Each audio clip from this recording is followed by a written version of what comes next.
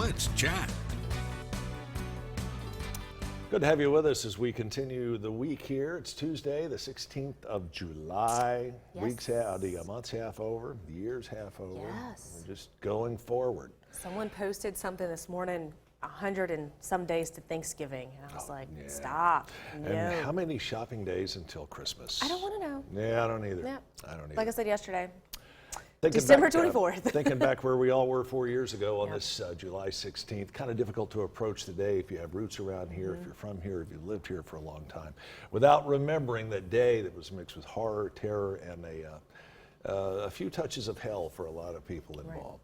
So today is the 4-year anniversary since 5 Marines paid the ultimate price right here in our own town. Sergeant Carson Holmquist, Logistics Specialist Randall Smith, Gunnery Sergeant Thomas Sullivan, Lance Corporal Squire Wells, and Staff Sergeant David Wyatt, all killed after someone opened fire at 2 different locations here in Chattanooga. The city of Chattanooga will forever be in their debt, for they did pay the ultimate price.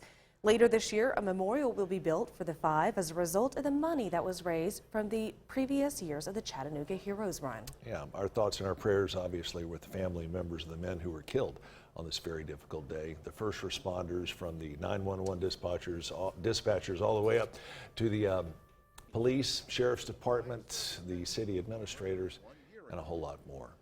Wow, think where you were 4 years ago. What were you doing when you heard the news? I think I was actually on the air. I was in a different market. Yeah. Tough, tough, tough. I remember, covering it that day. I was in a different market, but I can't remember if I was on the air when the news came out, but I knew I was at the station. Yeah, it was just a horrible, horrible day here in the scenic city, and thanks to those first responders who helped us get through it. And again, our thoughts and prayers are going out to the families of those servicemen who lost their lives. Absolutely. Everywhere you go in town today, you can see some sort of reference to them. Absolutely. And every day in between, too. Yep, you're absolutely right. On to somewhat of a brighter news, just when you thought it was safe to go back in the water. Is this really brighter? Well, sort of. It is brighter, but scary. And it's big. It's like a monster jellyfish. Ooh. Have a look at this jellyfish. How big? You'll see how big this. Oh! Yeah, he's huge. This could hurt, and hurt bad. A diver obviously stunned when she spotted the human-sized blob down off the southwest coast of England near Cornwall. It's called a barrel jellyfish, and this is the largest species of jellyfish in the British seas, but seeing one this big is very rare. And that's probably a good thing. Yeah. That's probably a good thing. Remind me not to go swimming off the British coast anytime soon. You ever been stung by a jellyfish? Yes, I Even have. a small one? I have. Things hurt like the dickens. And it was only like, Yeah, I know. sandwich sized. They're not big. I couldn't imagine running into something like this. No, thank you. I wonder if the diver even knew what this blob was. But obviously they were down there with Knew cameras. to stay away at least. They were down there with cameras at least, so they were able to take a look and share that with us. Some pretty cool video there. Scary, but at the same time, beautiful. Yeah, it is. It is. As most creatures of the deep are. Here are 2 little critters that are also equally as cute, 2 little blue penguins. These might be a little bit cuter. Yeah, they certainly are.